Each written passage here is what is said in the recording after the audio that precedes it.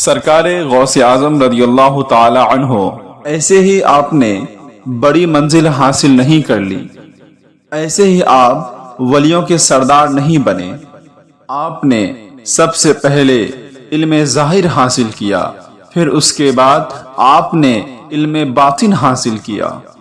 علم ظاہر علم باطن کا آپ حسین سنگم بنے، تب رب قدیر نے سرکار غوث اعظم رضی اللہ تعالی عنہ کو یہ منصب عطا فرمایا۔ اللہ رب العزت نے تمام ولیوں کا سردار بنا دیا۔ یہی وجہ ہے کہ امام شافعی رضی اللہ تعالی عنہ نے ارشاد فرمایا کہ اللہ رب العزت نے کسی جاہل کو ولی نہیں بنایا، یعنی جو بھی ولی ہوگا وہ عالم ہوگا، اللہ رب العزت کے علم کو جاننے والا ہوگا، قرآن و حدیث کا علم وہ رکھتا ہوگا۔ کوئی جاہل ولی نہیں ہو سکتا، اور ولی ہونے کے لیے علم کا ہونا شرط ہے۔ اب یہ علم دو طرح سے حاصل ہوتا ہے، تو نے پی کتابوں سے، میں نے پی نگاہوں سے، فرق ہے بہت واعظ تیرے میرے پینے میں۔ احمد آباد میں ایک اللہ کے ولی ہیں، سیدنا وجیہ الدین علوی گجراتی رضی اللہ تعالی عنہ۔ یہ بہت مشہور واقعہ ہے جو آپ نے بہت سارے علماء کرام، فقہائے اعظام، اولیاء صالحین کی زبان سے سنا ہوگا کہ سیدنا وجیہ الدین علوی رضی اللہ تعالی عنہ بچوں کو درس دیتے تھے۔ آپ کے شاگردوں میں ایک شاگرد ایسا تھا جو ذہن سے بہت ہی کمزور تھا، جس کو باتیں یاد نہیں رہتی تھی۔ بچے اس کے مذاق اڑایا کرتے تھے۔ آج بھی دور حاضر میں جب کوئی کلاس میں کوئی بچہ کمزور ہوتا ہے، وہ باتوں کو صحیح طریقے سے نہیں سمجھ پاتا ہے، حالانکہ وہ کوشش کرتا ہے، اس کے باوجود بھی وہ باتوں کو نہیں سمجھ پاتا ہے، تو جو لوگ باتوں کو سمجھتے ہیں، اچھے طریقے سے اپنے کلاس کے ٹاپر کہلاتے ہیں، تو وہ لوگ ان بچوں کی ٹانگ کھینچنے لگتے ہیں، ان بچوں کو تنگ کرنے لگتے ہیں، اس کو پریشان کرنے لگتے ہیں۔ ہمارے معاشرے میں یہ سب چیزیں آپ کو مل جائے گی۔ تو سیدنا وجیہ الدین علوی رضی اللہ تعالی عنہ کے درسگاہ میں ایک بچہ ایسا تھا جو بہت کن ذہن تھا، بہت کمزور تھا۔ ایک دن اس نے اپنے ساتھیوں سے کہا کہ آخر تم لوگ یہ بتاؤ، تم لوگ کھاتے کیا ہو؟ جو استاذ بتاتے ہیں بہت جلدی سمجھ لیتے ہو، اور جو استاذ یاد کرنے کو کہتے ہیں بہت جلدی یاد کر لیتے ہو، آخر اس کی کیا وجہ ہے؟ ساتھیوں نے مذاق کے طور پہ اس سے کہا کہ استاذ گرامی وجیہ الدین علوی رضی اللہ تعالی عنہ جہاں وضو فرماتے ہیں اور وہاں جو کیچڑ کچرا جم جاتا ہے، ہم اس کچرے کو کبھی کبھی کھا لیا کرتے ہیں، جس کی وجہ سے ہمیں چیزیں یاد ہو جاتی ہے، ہمیں سبق آسانی سے یاد ہو جایا کرتا ہے، ہمیں کتابیں صحیح طریقے سے سمجھنے کی صلاحیت پیدا ہو جاتی ہے۔ جب کن ذہن ساتھی نے ان لوگوں کی یہ باتیں سنی تو اس نے کہا کہ ٹھیک ہے، میں بھی ایسا ہی کروں گا۔ پھر وہ لڑکا نماز عشاء پڑھنے کے بعد جہاں اس کے استاد گرامی وضو فرمایا کرتے تھے وہ وہاں چلا گیا، اور جہاں وضو کے پانی سے کچرے جم گئے تھے وہ اس کو چاٹنا شروع کر دیا۔ اتنے میں حضرت سیدنا وجیہ الدین علوی رضی اللہ تعالی عنہ آپ کی نظر پڑ گئی۔ آپ نے اس کو بلایا اور کہا، اے بیوقوف، وہاں بیٹھ کر کیا کر رہے ہو؟ کیا یہ کوئی کھانے کی چیز ہے؟ تو اس نے کہا، حضور مجھے باتیں یاد نہیں رہتی ہے، میں سبق یاد نہیں کر پاتا ہوں۔ میں نے اپنے ساتھیوں سے پوچھا تو میرے ساتھیوں نے مجھے یہ کہا کہ جہاں آپ وضو فرماتے ہیں اس کے کچرے کو میں کھا لیا کرتا ہوں، جس کی وجہ سے مجھے چیزیں یاد ہوتی ہے، مجھے سبق بآسانی سے یاد ہو جایا کرتا ہے۔ جب ان لوگوں نے مجھے اس طرح کی باتیں کہی تو اسی لیے میں یہاں آ کر کچرے کو چاٹ رہا ہوں تاکہ میری بھی ذہن مضبوط ہو جائے، میرا بھی حافظہ مضبوط ہو جائے۔ سیدنا وجیہ الدین علوی رضی اللہ تعالی عنہ نے جب اس لڑکے کی بات کو آپ نے سنا تو آپ کے دل میں رحم آ گیا۔ فوراً آپ نے اس لڑکے کو سینے سے لگایا اور آپ نے ارشاد فرمایا، چل کل سے تم میری جگہ درسگاہ میں بچوں کو درس دے گا، تم میری جگہ پر بیٹھ کر درسگاہ میں بچوں کو پڑھائے گا۔ حضرت وجوہالدین علوی گجراتی رضی اللہ تعالی عنہ کہیں تشریف لے گئے۔ اب وہ کن ذہن بچہ، اب وہ کمزور لڑکا درسگاہ میں آ کے بیٹھ گیا اور اپنے ساتھیوں سے کہنے لگا کہ آج حضرت کہیں تشریف لے گئے ہیں، آج میں تم لوگوں کو سبق پڑھاؤں گا۔ یہ سن کے اس کے ساتھی مذاق اڑانے لگے اور کہنے لگے اچھا آج تو سبق پڑھائے گا؟ تو اس نے کہا ہاں آج میں سبق پڑھاؤں گا۔ تو ساتھیوں نے مذاق کے طور پہ کہا ٹھیک ہے سبق پڑھاؤ۔ اور جب اس نے علم معرفت کا دروازہ کھولا ہے، تمام درسگاہ کے بچے حیران ہیں، پریشان ہیں کہ تیرے پاس یہ علم معرفت کا خزانہ کیسے آ گیا؟ تو اس کن ذہن بچے نے یہ جواب دیا کہ تم لوگوں نے جو نسخہ مجھے بتایا تھا میں نے اسی نسخہ پہ عمل کیا ہے۔ تو صرف پڑھنے سے علم نہیں آتا بلکہ نگاہوں سے بھی علم آتا ہے، اور یہ سلسلہ صرف آج سے نہیں چل رہا ہے، یہ سلسلہ نبی اعظم صلی اللہ تعالی علیہ وسلم سے چل رہا ہے، مصطفیٰ جان رحمت کی بارگاہ سے چل رہا ہے۔ حضرت ابو ہریرہ رضی اللہ تعالی عنہ ہیں، نبی اعظم صلی اللہ تعالی علیہ وسلم کی بارگاہ میں حاضر ہوتے ہیں اور عرض کرتے ہیں اے اللہ کے پیارے حبیب صلی اللہ تعالی علیہ وسلم، میں آپ کی سب باتیں سنتا ہوں مگر اس میں سے کچھ بھول جاتا ہوں۔ اے اللہ کے پیارے نبی صلی اللہ تعالی علیہ وسلم مجھے بتائیے میں کروں تو کیا کروں؟ نبی اعظم صلی اللہ تعالی علیہ وسلم نے یہ نہیں فرمایا جا کے معجون کھا لو، جا کے ٹیبلٹ کھا لو، جا کے دوائیاں لے لو، بلکہ آپ نے فرمایا اے ابو ہریرہ چادر پھیلاؤ۔ تو حضرت ابو ہریرہ رضی اللہ تعالی عنہ نے اپنے چادر کو پھیلائی تو نبی پاک صلی اللہ تعالی علیہ وسلم نے اپنے ہاتھوں کو گول کیا اور حضرت ابو ہریرہ رضی اللہ تعالی عنہ کے چادر میں ڈال دیا، اور آپ نے ارشاد فرمایا اے ابو ہریرہ اس کو اپنے سینے سے لگا لو۔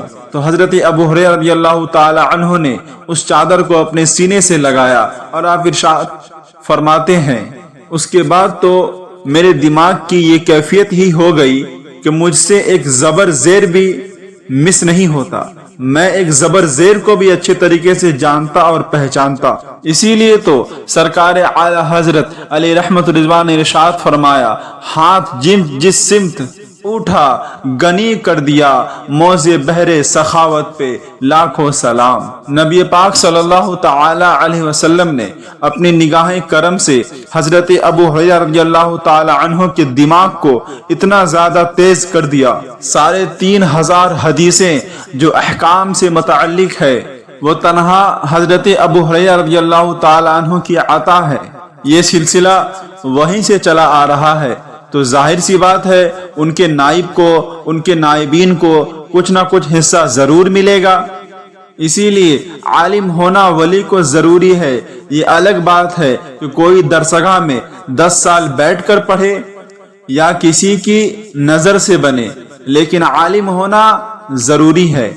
حضرت سیدنا غوث اعظم رضی اللہ تعالی عنہ علم دین حاصل کرنے کے لیے آپ جیلان سے چلے بغداد، آپ نے بغداد میں علم دین حاصل کی، تو اس سے معلوم چلتا ہے غوث پاک رضی اللہ تعالی عنہ کو بھی علم ظاہری کی ضرورت تھی۔ بغیر علم ظاہر کے سرکار غوث اعظم رضی اللہ تعالی عنہ اس منصب پر، اس درجے پر نہیں پہنچے۔ آپ گئے بغداد، آپ صرف ایک علم نہیں حاصل کیے بلکہ آپ نے علم نحو بھی پڑھا، علم صرف بھی پڑھا، علم منطق کی بھی آپ نے تعلیم حاصل کی، آپ نے بلاغہ بھی پڑھا، قرآن تفسیر جتنے بھی علم تھے آپ نے تمام علم کو وہاں حاصل کیا۔ پھر جب آپ نے علم دین کو حاصل کیا تو آپ نے ایسا علم دین حاصل کیا کہ اس وقت پورے بغداد میں کوئی آپ کا ثانی نظر نہیں آتا، کوئی آپ کی طرح علم والا پورے بغداد میں نظر نہیں آتا۔ سیدنا سرکار غوث اعظم رضی اللہ تعالی عنہ کے زمانے میں ایک شخص نے یہ قسم کھا لی تھی میں ایک عبادت ایسی کروں گا کہ میرے علاوہ وہ عبادت پوری دنیا میں کوئی نہیں کرتا ہوگا، اور اگر میں ایسی عبادت نہ کروں تو میری بیوی پر 3 طلاق۔ قسم کھانے کے بعد وہ سوچنے لگا کہ اگر میں نماز پڑھوں تو کیا میں گارنٹی لے سکتا ہوں کہ اس وقت دنیا میں کوئی نماز نہیں پڑھتا ہو؟ کیا میں روزہ رکھوں تو کیا میں گارنٹی لے سکتا ہوں کہ اسے پوری دنیا میں کوئی روزہ نہیں رکھتا ہو؟ کیا میں قرآن کریم کی تلاوت کروں تو کیا میں گارنٹی لے سکتا ہوں کہ اس وقت پوری دنیا میں کوئی قرآن کریم کی تلاوت نہیں کرتا ہو؟ وہ نوجوان پریشان ہو گیا اور یہ خبر شہر بغداد کے تمام عالم دین، تمام مفتیان اکرام، تمام فقہ اعظام کے پاس یہ خبر پھیل گئی۔ وہ عالم دین کے پاس گیا، عالم دین نے ارشاد فرمایا کہ اس سوال کا جواب میرے پاس نہیں ہے، کسی اور کے پاس جاؤ۔ یہ آج کا بغداد نہیں بلکہ اس زمانے کی بات ہے جب ہر گلی میں محدث، مفکر، محقق، بڑے بڑے فقی پائے جاتے تھے۔ ہر علاقے میں، ہر محلے میں علم کے منزل بڑے بڑے علماء کرام فائز تھے، علم کو حاصل کیا کرتے تھے۔ ہر گلی میں علم و فضل کی محفل سجی ہوئی رہتی تھی۔ سرکار غوث اعظم رضی اللہ تعالی عنہ کی زمانے کی بات ہے کہ ہر علاقے میں اولیاء صالحین، غوث کتب ابدال رہا کرتے تھے۔ یہ اس زمانے کی بات ہے۔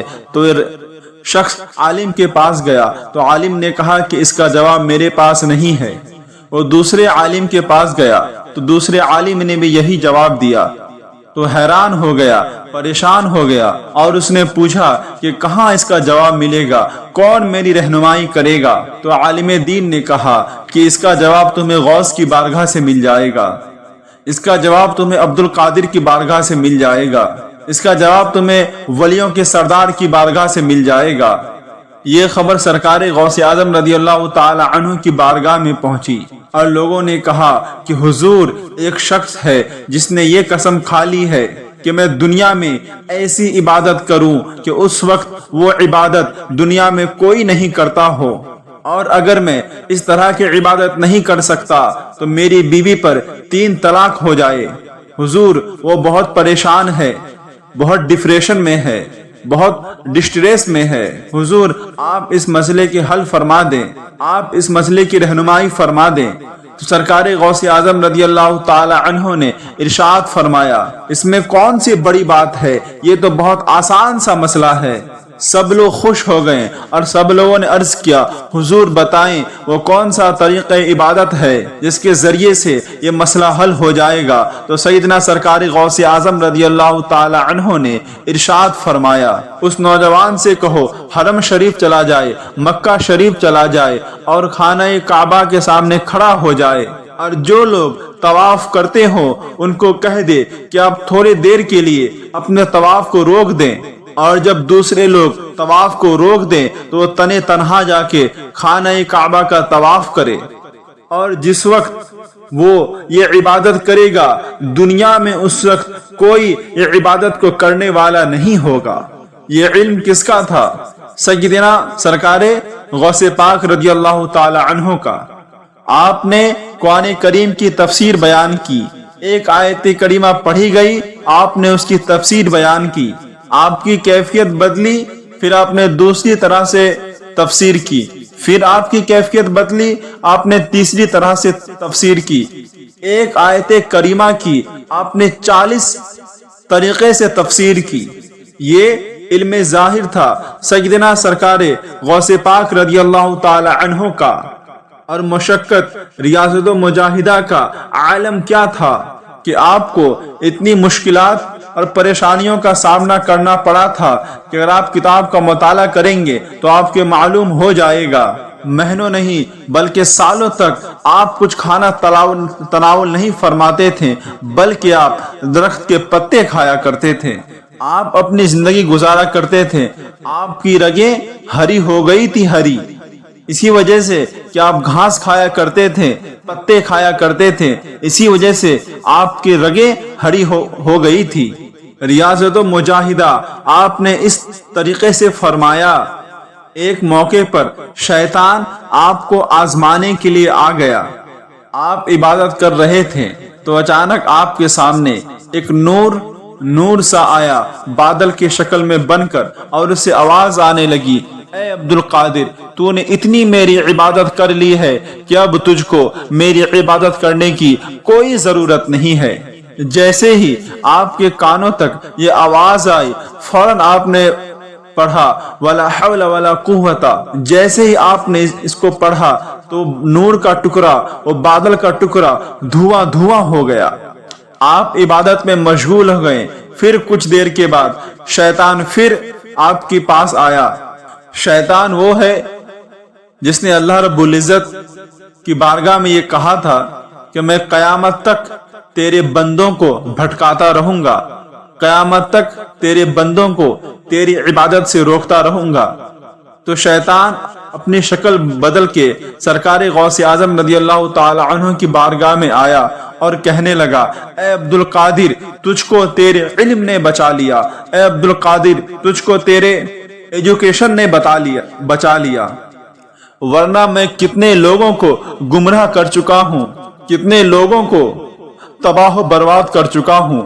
سرکار عبد القادر رضی اللہ تعالیٰ ارشاد فرماتے ہیں کہ شیطان تو مجھ کو پھر گمراہ کرنے کے لیے آ گیا کہ اے عبد القادر، تجھ کو تیرے علم نے بچا لیا، بلکہ علم نے مجھ کو نہیں بچایا بلکہ میرے رب کے فضل نے مجھ کو بچا دیا۔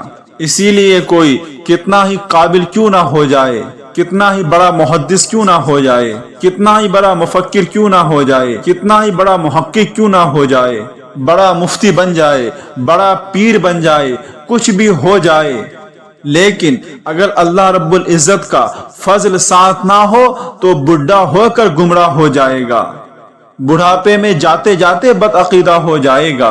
اسی لیے کوئی بھی اپنے علم پر، اپنے تقوی پر، اپنے حسب و نسب پر ناز نہ کرے۔ سیدنا امام غزالی رضی اللہ تعالی عنہ نے بڑی پیاری بات ارشاد فرمائی۔ کیا آپ ارشاد فرماتے ہیں، اے اپنے علم پر گھمنڈ کرنے والے، اے اپنے علم پر ایٹیٹیوڈ دکھانے والے، یہ بتا تیرا انجام کیا ہے؟ کون ہے جو یقین سے کہہ سکتا ہے کہ میں جنت میں جاؤں گا؟ رب کے کرم سے سب کو امید ہے، اللہ رب العزت کی بارگاہ سے سب امید لگائے ہوئے ہیں کہ میں جنت میں جاؤں گا، مگر کوئی ڈکلیئر کر سکتا ہے؟ یقین سے کوئی یہ نہیں کہہ سکتا ہے کہ میں جنت میں جاؤں گا۔ بڑے بڑے لوگ تو گمراہ ہو رہے ہیں۔ پہلے تو اہل سنت الجماعت کے فرما بردار تھے، اہل سنت الجماعت کے چاہنے والے، ماننے والے تھے، لیکن پھر دھیرے دھیرے ادھر سے ادھر ہو گئے، گمراہ ہو گئے، مرتد ہو گئے، بدعقیدہ ہو گئے۔ نہ جانے کتنے لوگ ایسے ہیں جو زندگی بھر اعلیٰ حضرت علی رحمت رضوان کا گن گاتے رہے، لیکن مرتے مخالف بن کے گئے، مرتے مرتے دشمن اعلیٰ حضرت بن کے مرے۔ معاشرے میں کتنے ایسے لوگوں کو بھی دیکھا گیا ہے جو زندگی بھر تسبیح پڑھتے رہے، لیکن وہ جب مرے تو مرتد اور کافر ہو کے مرے۔ اسی لیے کوئی یہ گارنٹی سے نہیں کہہ سکتا ہے کہ میں مرنے کے بعد جنت میں جاؤں گا، بلکہ اللہ رب العزت سے امید لگائے رکھتا ہے۔ امام غزالی رضی اللہ تعالیٰ ارشاد فرماتے ہیں کہ اے علم میں گھمنڈ کرنے والے، یہ بتا تیرا انجام کیا ہوگا، تیرا نتیجہ کیا ہوگا، تو جنت میں جائے گا یا جہنم میں جائے گا؟ امام غزالی فرماتے ہیں کتنا بڑا عالم ہو گیا ہے کہ جب تجھے اپنے انجام کا علم نہیں ہے تو پھر تجھے اپنے علم پر کیوں ایٹیٹیوڈ ہے، کیوں تجھے اپنے علم پر گھمنڈ ہے؟ اسی لیے اپنے علم پر گھمنڈ مت کر۔ امام غزالی رضی اللہ تعالی عنہ ارشاد فرماتے ہیں، اے حسن پہ ناز کرنے والے، اے اپنے چہرے کے ذریعے لوگوں کو تباہ و برباد کرنے والے، اے حسن والے، اپنے حسن و جمال پر غرور کرنے والے، یہ تو بتا اگر تجھے ایک مہینے 1 month کنٹینیو اگر تو بیمار ہو جائے، تجھے بخار ہو جائے، تو تیرے حسن کا بخار اتر جائے گا یا نہیں اتر جائے گا؟ اگر 1 مہینہ مسلسل بخار آ جائے تو تیرا حسن سب کچھ ختم، تیرا جمال چہرے کا چلا جاتا ہے، تیرا عاشق بھی تیری طرف دیکھنا گوارا نہیں کرے گا، تیرے چاہنے والے بھی تجھ کو چھوڑ کے چلے جائیں گے، تیرے اپنے پڑائے بھی تجھے روڈ میں پھینک کے چلے جائیں گے۔ اے حسن پہ ناز کرنے والے، یہ زیب نہیں دیتا ہے کہ تو اپنے حسن پہ ناز کر، تو اپنے جمال پہ ناز کر، تو اپنی خوبصورتی پہ ناز کر۔ آپ ارشاد فرماتے ہیں، اے تقوی پر ناز کرنے والے، کیا تجھے ابلیس کا تقوی نہیں معلوم ہے؟ کیا تو ابلیس کی عبادت کو بھول گیا؟ کیا تو ابلیس کے تقوی کو بھول گیا؟ جس نے اتنی عبادت کی تھی، کہ روئے زمین پر کوئی حصہ اس کی عبادت سے خالی نہیں ہے مگر اس کا انجام بھی تمہارے سامنے ہے۔ امام غزالی ارشاد فرماتے ہیں، اے اپنے حسب و نسب پر گھمنڈ کرنے والے، یہ بتا جس نسب کو تو نے اپنے باپ سے پایا ہے، بتا تیرا باپ بھی اس نسب پر گھمنڈ کرتا تھا کہ نہیں کرتا تھا؟ امام غزالی فرماتے ہیں، اگر تیرا باپ اس حسب نسب پر گھمنڈ کرتا تھا تو قرآن کے فرمان کے مطابق وہ جہنمی ہے۔ تو اپنے باپ کو دیکھ، اگر تیرا باپ اس حسب و نسب پر گھمنڈ کرتا تھا تو قرآن کے فرمان کے مطابق وہ جہنمی ہے۔ وَبِئْسَ الْمُتَكَبِّرِينَ، کہ گھمنڈ کرنے والوں کا انجام بہت برا ہے۔ اگر تیرا باپ ایٹیٹیوڈ کرتا تھا، تیرا باپ گھمنڈ کرتا تھا تو وہ جہنمی ہے، اور اب تو اپنے جہنمی باپ پر گھمنڈ کرتا ہے۔ کتنا بیوقوف ہے تو، کتنا ایڈیٹ ہے تو، کتنا مینٹل ہے تو۔ امام غزالی ارشاد فرماتے ہیں، اے علم والے اپنے علم پر گھمنڈ مت کر، اے حسن والے اپنے حسن پر گھمنڈ مت کر، اے تقوی والے اپنے تقوی پر گھمنڈ مت کر، اے حسب نسب والے اپنے حسب نسب پر ناز مت کر، ایٹیٹیوڈ مت دکھا۔ تو تبھی نے کسی کہا تھا کہ نہ طاعت پر، نہ تقوی پر، نہ زہد و اتقاء پر ہے، ہمارا نام جو کچھ ہے محمد مصطفیٰ پر ہے۔ اسی لیے بہت سارے لوگوں کو ایسا دیکھا گیا جو دیوبندی ہو گئے، وہابی ہو گئے، رافضی ہو گئے، بد عقیدہ ہو گئے، شیعہ ہو گئے، قادیانی ہو گئے۔ اسی لیے اپنے آپ کو ان بدبختوں سے بچائے رکھیے گا، ان کم بختوں سے بچائے رکھیے گا، اور اپنے آپ کو اہل سنت الجماعت کی پہچان دور حاضر میں مسلک اعلی حضرت سے جوڑ کر رکھیے گا۔ حضور قائد ملت اسد رضا خان صاحب سے اپنے دل کو لگا کے رکھیے گا۔ نوجوان ملت ہم شبیہ تاج و شریعہ مفتی محمد ارسلان رضا خان ازہری حفظ اللہ تعالی سے محبت کرتے رہیے گا۔ سرکار تاج و شریعہ کے فرمان پر پابندی سے عمل کرتے رہیے گا۔ حضرت مفتی اعظم ہند کے تقوی پر عمل کرتے رہیے گا۔ سرکار اعلی حضرت علی رحمت الرضوان نے جو محبت رسول ہمیں سکھائے ہیں ان پر پابندی سے عمل کرتے رہیے گا، تبھی ہمارا حشر خوشبخت لوگوں کے طرح ہوگا، اللہ کے نیک بندوں کے طرح ہوگا۔